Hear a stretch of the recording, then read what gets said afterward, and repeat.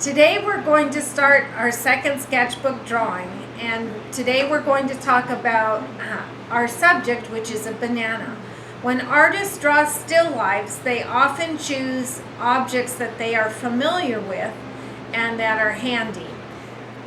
Before we start, we want to get to know our subject, in this case our banana. So an important step before we start to draw is examining the banana. So I want to look at its shape.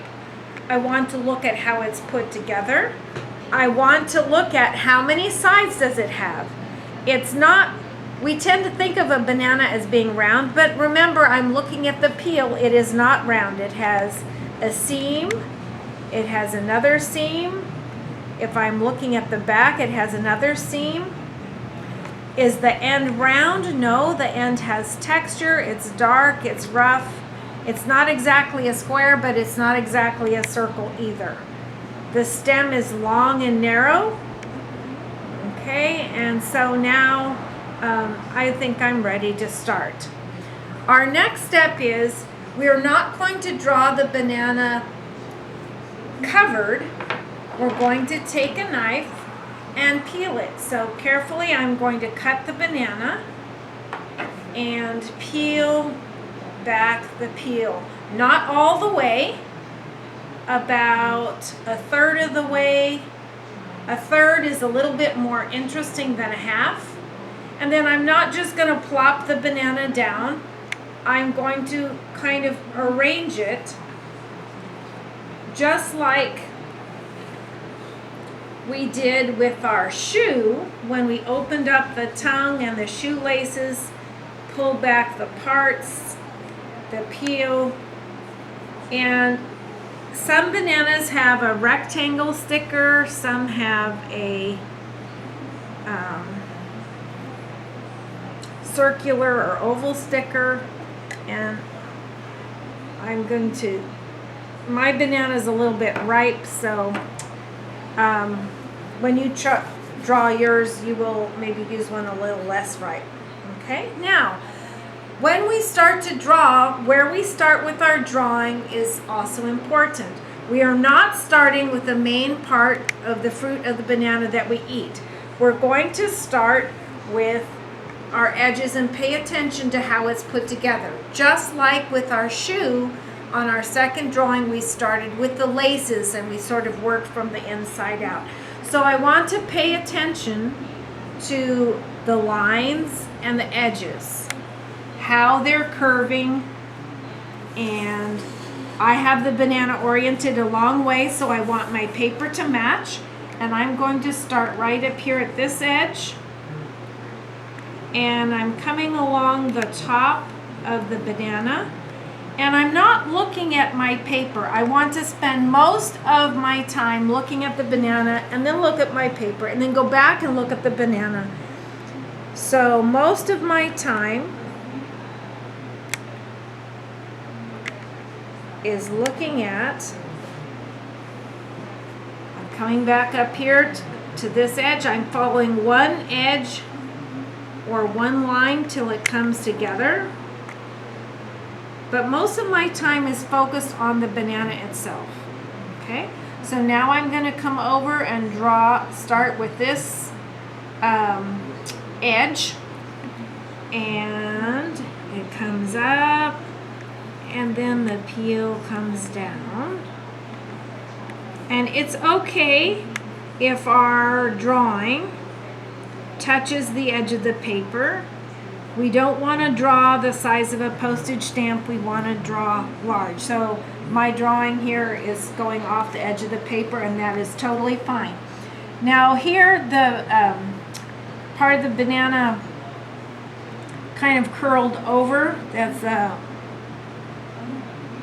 because the banana is so ripe, so that's kind of a part of the peel. And now I'm right up here, I'm paying attention to this edge, and I'm going to do this edge next. So I need to know where this part of the peel comes across the banana. So again, I'm looking at the banana skin. If the edge is jagged and has ins and outs here, I want to follow that, and now I'm looking at the angle as it's coming across. It is not flat. It does not look like I drew it with a ruler, and now I'm going to draw the inside where I cut with my knife. It's almost like a little lid, and then I'm going to follow that edge back up. It's narrower at the bottom, and it comes up at the top. If I make a mistake and I need to change a line a little bit, I'm going to let it go for now. I might have things I want to erase later, but I'm not going to worry about that. Erasing makes it smudgy. I'm going to come back and finish this stem and the bottom of the banana, and then we'll go from there. So I'm coming back here to the stem, and I want to pay attention to the texture. So the texture changes. Here it's smooth, here it's rough. Okay, this is where the banana is, when it grows, it's hooked to the trees. So I want my line to reflect that rough edge. I'm not thinking about value now. Where is it narrow? Where is it wide? Okay, so that's done. Now I want to think about the outside edge of the banana. So where do I start? I'm going to come back to my original part of the peel. Look where the bottom of the banana, well, let's come in here. Remember, we're working from the inside out, so instead of starting at the bottom, I'm going to my next ridge or seam, and I'm looking where that touches, how the line curves, where it comes through. I'm not going to draw it through because I don't want to erase it, and how it comes up to the end of the banana. And I'm going to follow that edge back, looking at the shape of the end of the banana. I'm skipping, drawing through with my eye, not with my pencil, and I'm coming back. All right, now I have a hole here, so I could start here and go up, but I think it will work a little better to start here where the seam is, and look at how that seam comes down to touch the edge of the banana. And then I still see a little bit more of the skin up here, a narrower part. So what is the banana shape? And again, I see that rough edge here. This line of the skin comes through a little bit underneath, so I'll do that. And now finally I'm ready to start on the banana fruit. Okay, so I'm coming back up here to where my banana hair pieces are, and thinking about the texture of the banana, how big it is, where I cut it flat with the knife, and what is the shape as it comes back down inside the peel. Okay, now most of us think of the banana as being flat. It is not flat. So next I want to look at, are there lines or textures that I can see in the banana itself. So right up here at the top I see, and I'm going to make my line a little wiggly because I'm trying to think about texture. And I don't really want us to put in shadow right now because I want to focus on the object, so don't add shadow to your drawing. I see a little crossover here that I've missed. I've got the top of this peel, but I see that I missed the bottom. Just like with our turning shoelaces, sometimes they twisted, so I want to add that. I've got the sides, I've got that. Okay, so now I'm ready to start developing the shadow or the shading on the object.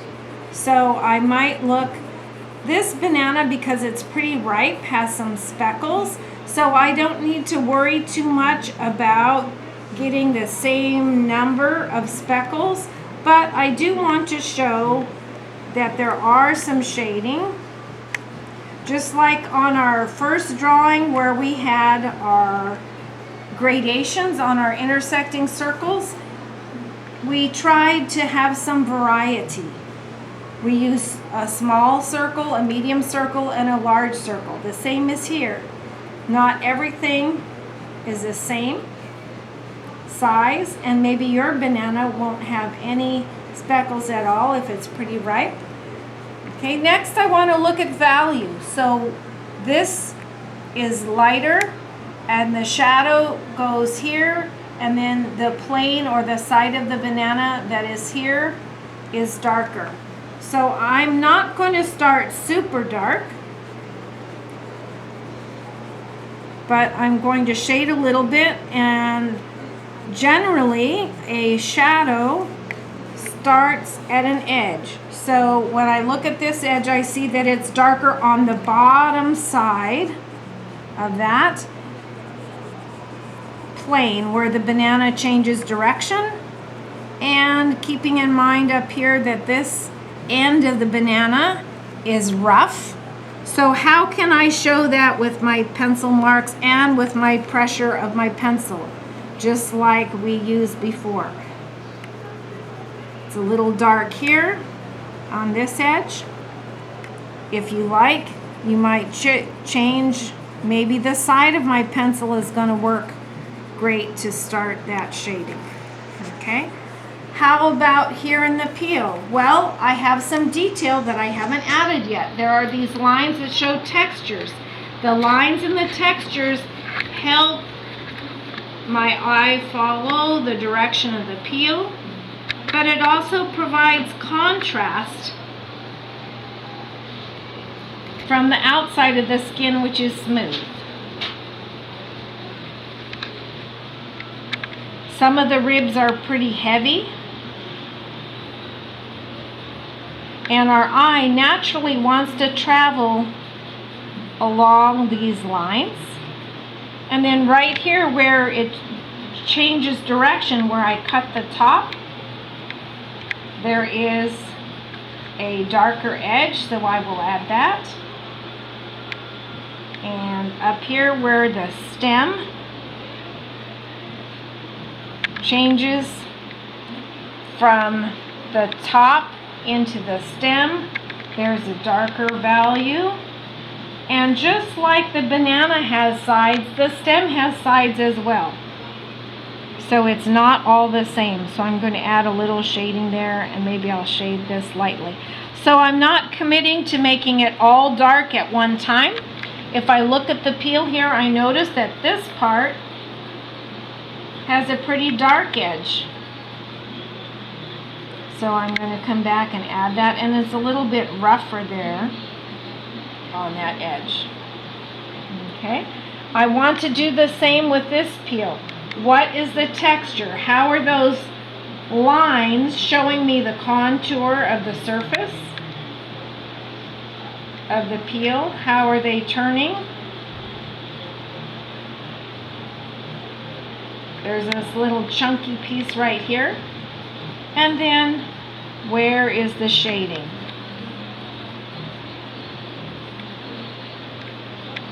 There's kind of like a little dimple here or fold.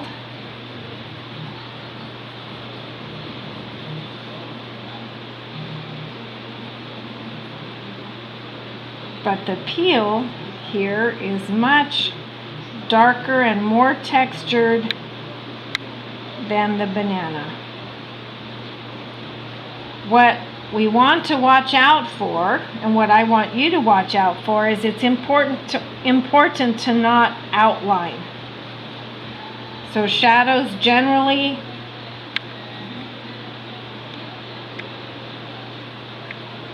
follow an edge or a line. Some are big, some are small. I'm maybe going to come back and adjust that a little later. Okay, and now here on this one underneath, again, the lines, I see a couple of strong lines, and I see a really solid shadow here.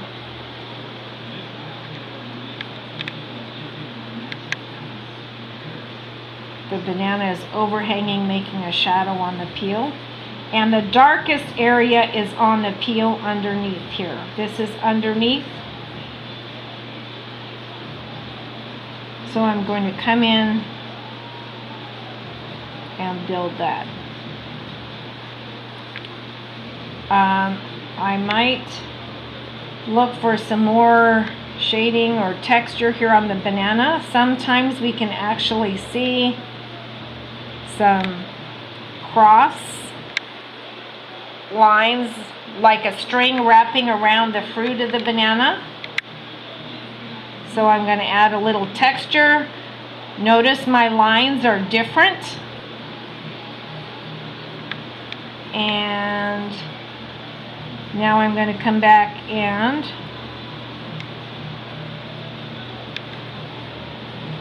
add a little contrast here so that these little banana hairs show. I see there's a dark shadow here under the edge.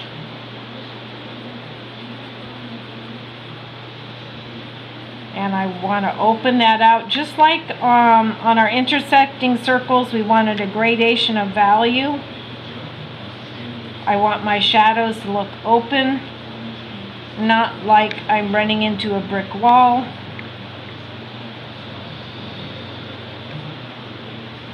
And on this peel, I'll come back. I see some light areas and some dark areas. So it's darker right here under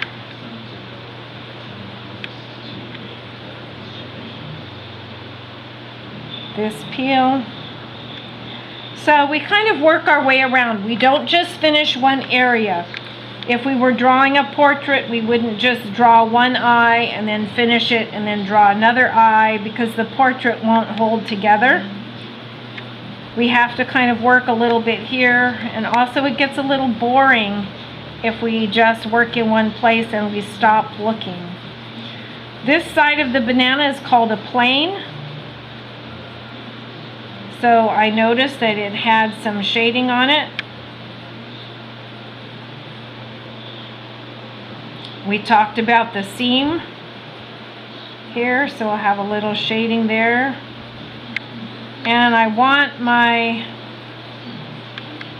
to check the value as it goes underneath the peel.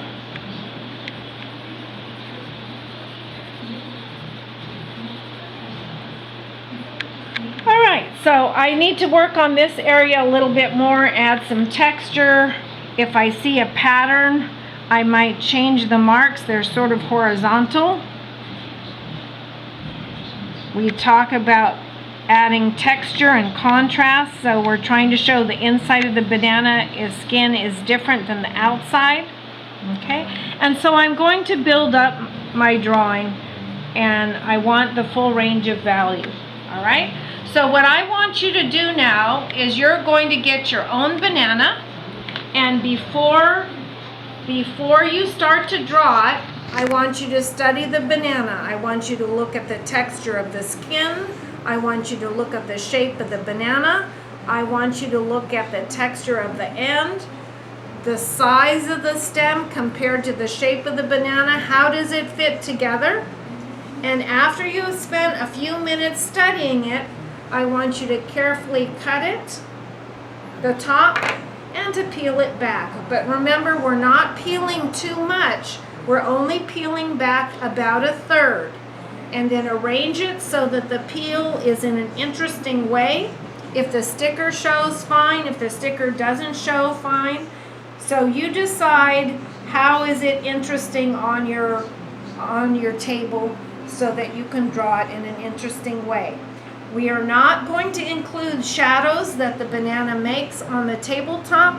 We're just focusing on the texture of the banana skin, the texture of the banana body, the shape of the lines, and the values. Okay, and happy drawing.